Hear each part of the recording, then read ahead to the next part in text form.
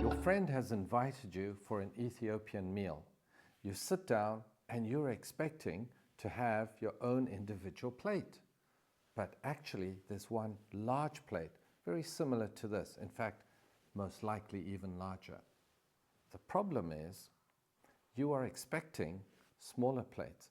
But in cultures like Ethiopia, the large communal plate is for everyone to share. Now, having said that, in Ethiopian culture, sharing food, especially the fermented bread called injera, is a sign of respect, and it's a sign of connection, and it's a sign of trust.